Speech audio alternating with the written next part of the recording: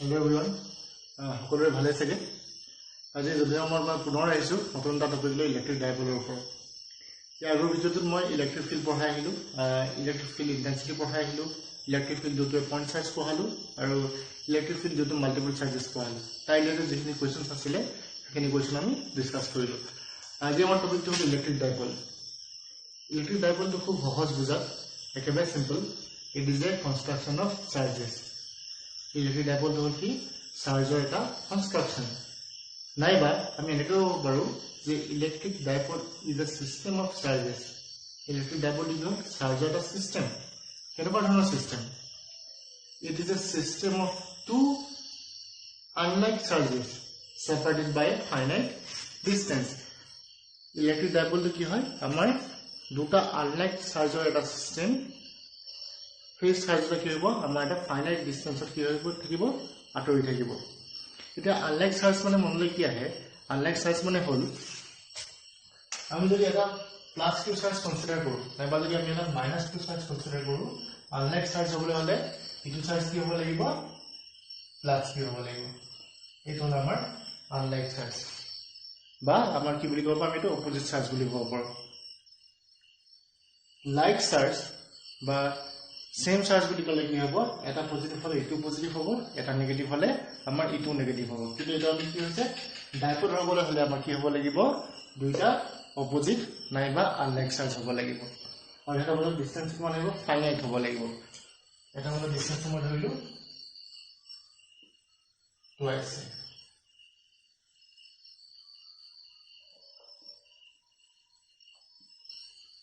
এইটো হল আমাৰ ডাইপোল গতিকে মই আকৌ ৰিপিট কৰিছো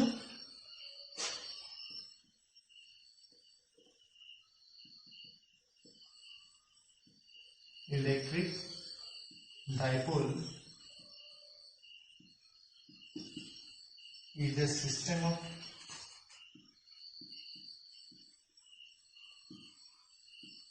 two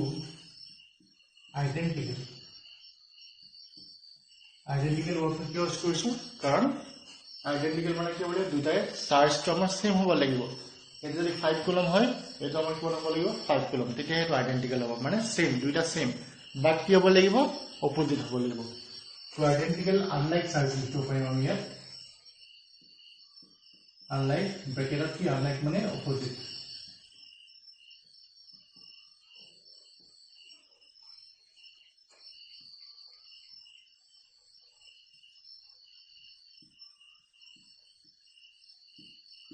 separated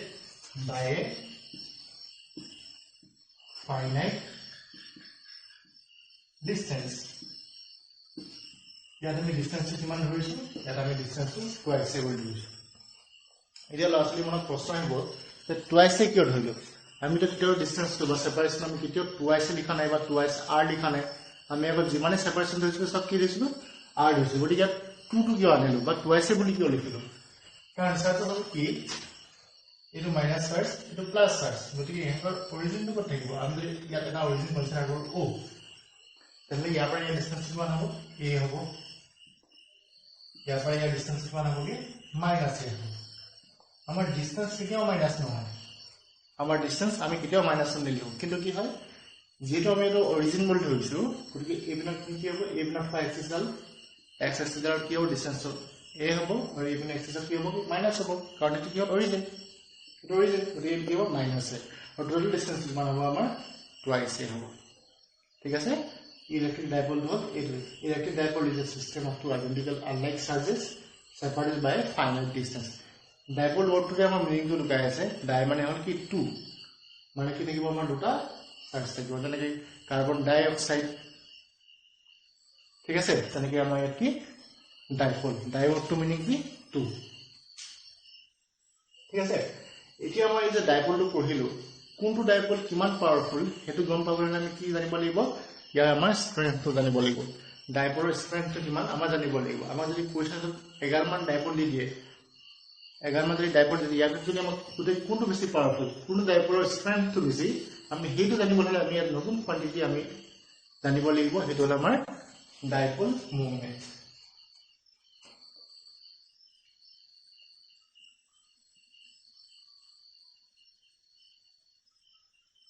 ডাইপল মোমেন্টে কি কয়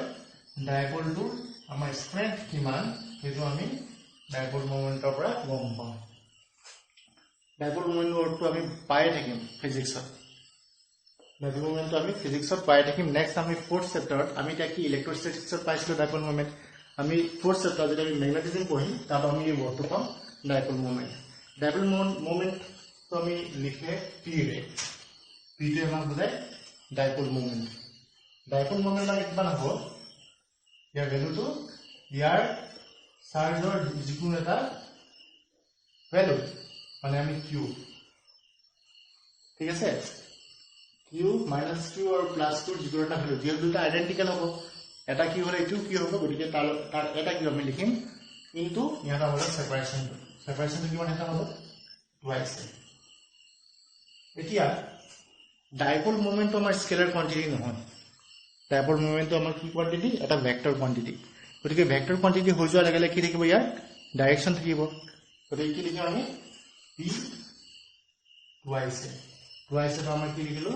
আমি ভেক্টৰ ফৰ্মত লিখিলো গতিকে টুৱাইস ডাইৰেকশন এটা নিৰ্দিষ্ট ডাইৰেকশন থাকিব আৰু ডাইৰেকশনটো হ'ল আমাৰ ইয়াত নেগেটিভ চাৰ্জৰ পৰা পজিটিভ চাৰ্জ ইয়াৰ ডাইৰেকশন আমাৰ এই ধৰণে ঠিক আছে এতিয়া ডাইপোলৰ যদি আমি ভালকে চাওঁ ইয়াত আমাৰ কি এটা পজিটিভ চাৰ্জ এটা নেগেটিভ চাৰ্জ গতিকে আমাৰ টোটাল চাৰ্জ কিমান হ'ব ইয়াৰ আমাৰ টোটাল চাৰ্জ হ'ব কিমান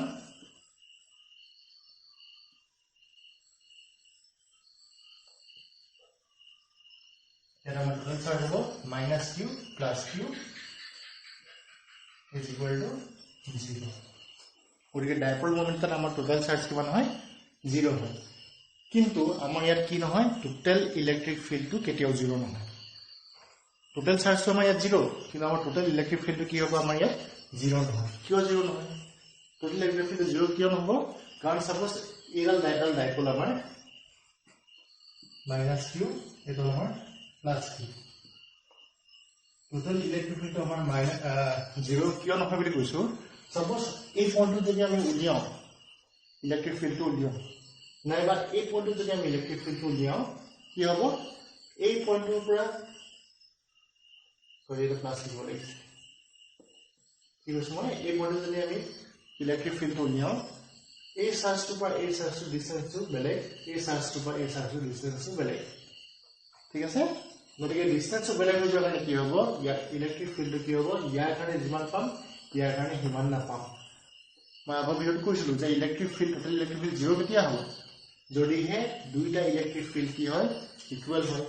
প্লাস q মানে আমি যিমান ইলেক্ট্ৰিক ফিল্ড পাওঁ আৰু q মানে যিমান ইলেক্ট্ৰিক ফিল্ড পাওঁ দুইটা যদি আমাৰ ইকুৱেল হয়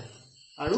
অপোজিট হয় তেতিয়া আমি কিমান পাম টোটাল ইলেক্ট্ৰিক ফিল্ড আমাৰ কিমান হ'ব 0 হ'ব কিন্তু এই পইণ্টত ইয়াৰ কাৰণে যিমান ইলেক্ট্ৰিক ফিল্ড পাম এই চাৰ্জটোৰ কাৰণে সিমান ইলেক্ট্ৰিক ফিল্ড নাপাম কাৰণ ইয়াৰ পৰা ইয়াৰ ডিসটেন্স কি হ'ব বেছি হ'ব গতিকে টোটাল ইলেক্ট্ৰিক ফিল্ড আমাৰ ডাইপোলত 0 নহয় টোটাল ইলেক্ট্ৰিক ফিল্ড কি হ'ব আমাৰ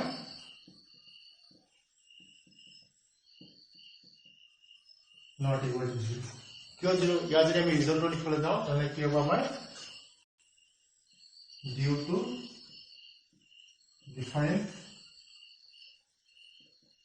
position of charges ঠিক আছে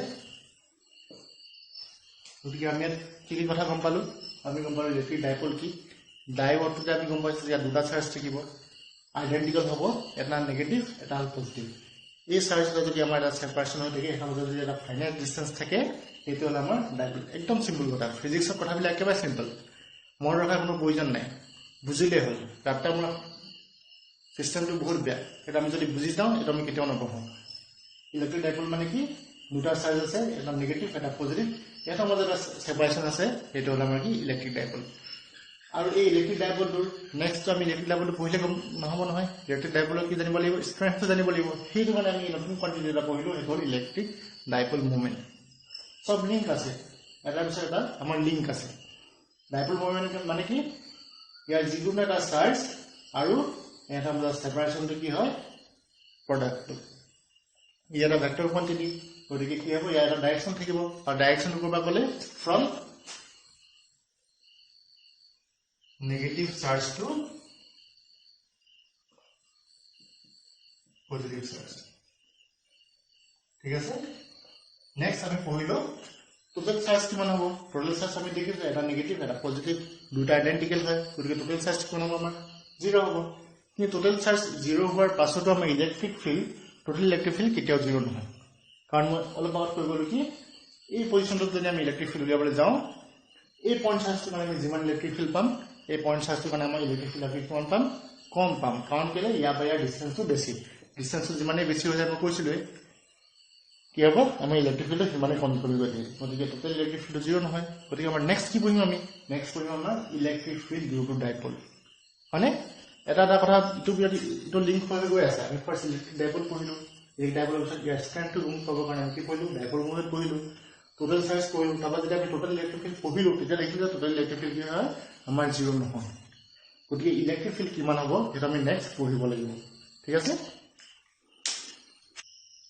গতিকে আমি এতিয়া গম পালো যে total electric charge in a dipole is 0 dipole জাগাত টোটাল ইলেক্ট্ৰিক চাৰ্জ কিমান হয় 0 হয় কিন্তু ইলেক্ট্ৰিক ফিল্ডটো আমাৰ 0 নহয় কিয় নহয় মই আকৌ কৰিছো এটা যদি চাৰ্জ -q এটা যদি চাৰ্জ +q এই ডাইপলৰ কাৰণে যদি আমি ইলেক্ট্ৰিক ফিল্ডটো উলিয়াবলৈ চাওঁ এই পইণ্টটো কি হ'ব আমি দেখিম যে ইয়াৰ পৰা ইয়াৰ ডিষ্টেন্সটো কিমান আৰু ইয়াত যিমান হয় তাতকৈ ইয়াৰ পৰা ইয়াৰ ডিষ্টেন্সটো কি হ'ব বেছি হ'ব আৰু ডিষ্টেন্সটো বেছি হৈ যোৱাৰ কাৰণে কি হ'ব এই পইণ্টটো চাৰ্জ আমি p বুলি ধৰি ল'লো এই পইণ্টটোত এই চাৰ্জটোৰ কাৰণে যিমান ইলেক্ট্ৰিক ফিল্ড হ'ব ইয়াৰ কাৰণে তাতকৈ কি হ'ব ইলেক্ট্ৰিক ফিল্ড তাতকৈ বেছি হ'ব গতিকে দুইটা কেঞ্চেল হৈ যায় ইলেক্ট্ৰিক ফিল্ড 0 তেতিয়া হ'ব যদিহে আমাৰ দুইটা চাৰ্জৰ কাৰণে আমাৰ ইলেক্ট্ৰিক ফিল্ডটো অপোজিট হয় আৰু ইকুৱেল হয় কিন্তু ইয়াৰ আমাৰ ইকুৱেল কেতিয়াও নহয় কাৰণ কি হ'ব ইয়াৰ ডিষ্টেন্সটো কম আৰু ইয়াৰ ডিষ্টেন্সটো বেছি কিন্তু আমি যদি খুব দূৰত এটা ডিষ্টেন্স লওঁ সাপোজ ইয়াৰ যদি এটা ডিষ্টেন্স লওঁ ইয়াৰ ডিষ্টেন্স যদি আমি কি ধৰিলো টুৱাইস বুলি জানো আমাৰ দুটা ডাইপলৰ মাজৰ স্পেচটো কিমান হয় টুৱাইস হয় যদি ইয়াৰ ডিষ্টেন্সটো সাপোজ ইয়াৰ পৰা ইয়াৰ ডিষ্টেন্সটো যিমান ইয়াৰ পৰা ইয়াৰ ডিষ্টেন্স কি হ'ব তাতকৈ খুব অলপহে বেছি হ'ব তাৰমানে প্ৰায় নেগলিজিবল মানে টোটেল ডিষ্টেন্স যদি r টো যদি এটা মাজৰ সেপাৰেশনটো যদি বহুত বেছি হয় তেনহলে এই যে ইয়াতকৈ ইয়াত যদি আমাৰ ডিষ্টেন্সটো বেছি হ'ব সেইটো কি হ'ব একদম নেগলিজিবল হ'ব তাৰমানে টোটাল ইলেক্ট্ৰিক ফিল্ড কি হ'ব দুইটাৰ কাৰণে আমাৰ প্ৰায় সেম হ'ব ইকুৱেল হ'ব আৰু তেতিয়া কি হ'ব টোটাল ইলেক্ট্ৰিক ফিল্ড কি হ'বগে টোটাল ইলেক্ট্ৰিক ফিল্ড আমাৰ তেতিয়া কি হ'বগে 0 হ'ব মানে যদিহে আমাৰ ডিষ্টেন্সটো যেটা আমাৰ p পইণ্টৰ ডিষ্টেন্স হৈছিল সেই ডিষ্টেন্সটো যদি আমাৰ চাৰ্জৰ মাজৰ সেপাৰেশনটো বহুত বেছি হয় তেনে টোটাল ইলেক্ট্ৰিক ফিল্ড আমাৰ 0 হ'ব এটা আমি নেক্সট যেটো টপিক পঢ়িম এটা electric field on an axial line of an electric dipole ইয়াৰ গতিকে আমি এটা কথা কনসিডাৰ কৰিব লাগিব যে আমাৰ যে p পইণ্টটো ধৰিম যেটো পইণ্টৰ কাৰণে আমি ইলেক্ট্ৰিক ফিল্ড উলিয়াম সেই পইণ্টটো এই ডাইপলৰ মাজত যিমান দূৰ আছে সেই ডিষ্টেন্সটো এৰ সেপাৰেশনটো ডিষ্টেন্সৰ লগত নেগলিজিবল যাতে নহয় তাৰমানে আমি r টো টুৱাইসতকৈ বহুত বেছি ডাঙৰ বুলি নধৰো ওচৰতে আছে বুলি তেতিয়া আমাৰ ইলেক্ট্ৰিক ফিল্ড কি হ'ব আমাৰ কেনসেল আউট হৈ নাযায় ঠিক আছে এই কথাটো আমি মন কৰিব লাগিব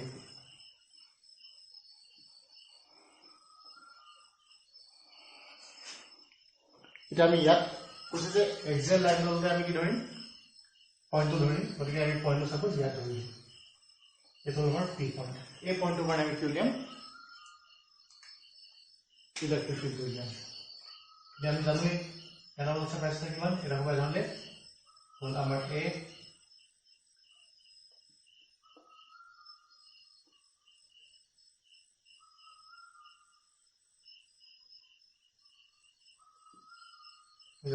a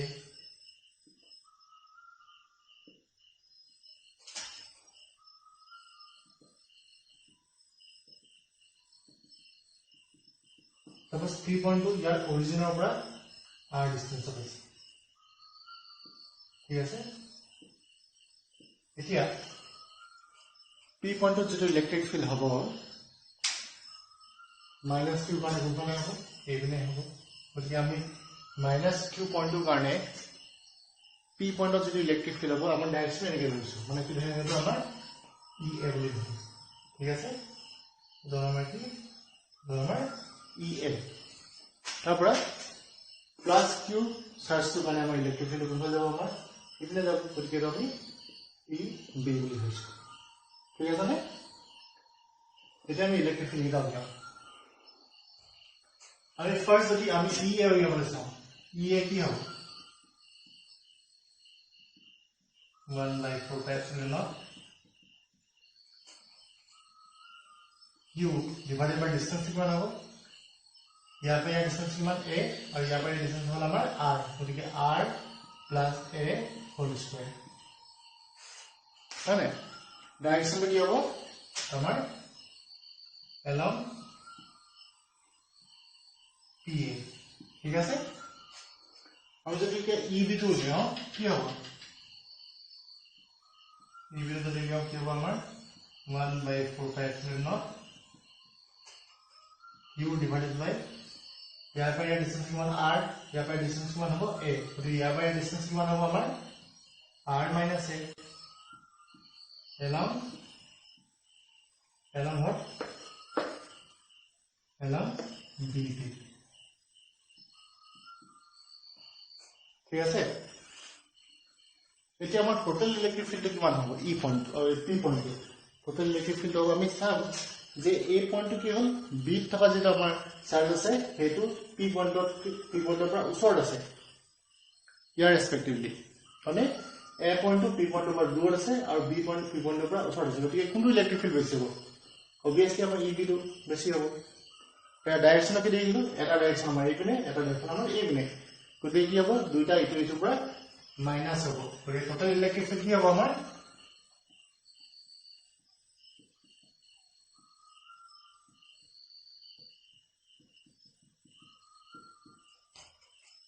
E is equal to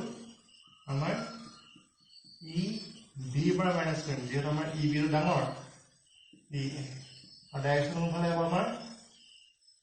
along B P जो तो हमार E B तो हमार डांगर तो जब हम जब वैल्यू में पुट करो कि पाएं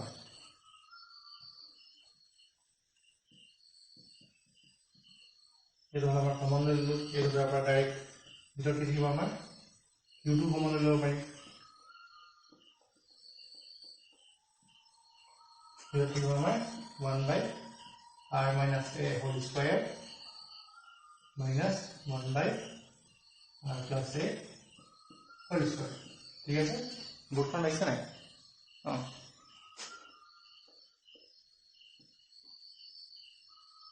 q/4πε0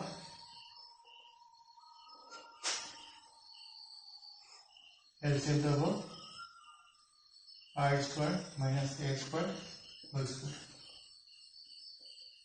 अरे हमारा r plus a whole square minus r minus a whole square ठीक है सर इतना मैं तो बोर्ड लिखूं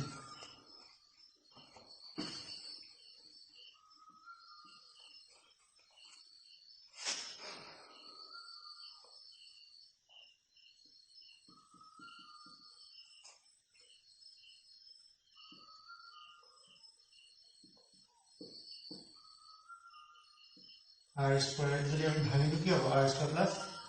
a square plus twice a next क्या होगा हमारा minus r square minus a square जब minus twice a भी होगा तो minus say minus plus twice a r इधर तो कैंसिल कर अगले क्या हमारा q by 4 pi epsilon naught 4 a r तारपरा r square minus a square whole square এতিয়া আমি এখানে মত সেপারেশন কি করব জানো সেপারেশন এখানে মত সরি টুয়াইস এ মানে সেপারেশন কিমান আমাৰ টুয়াইস এ ডাইপোল নামৰ সেপাৰেশন তো আৰু আমাৰ ডাইপোল মমেন্ট কি আছে p q into টুয়াইস এ আছে না গতিকে আমি কি বল লিখিম 1/4πε0 ए याला 2 গতিকে কি হ'ব 2pr ঠিক আছে twice a q কি হলে আমরা p হয়ে যাবে r square minus a square और डायरेक्शन কি আমার डायरेक्शन तो along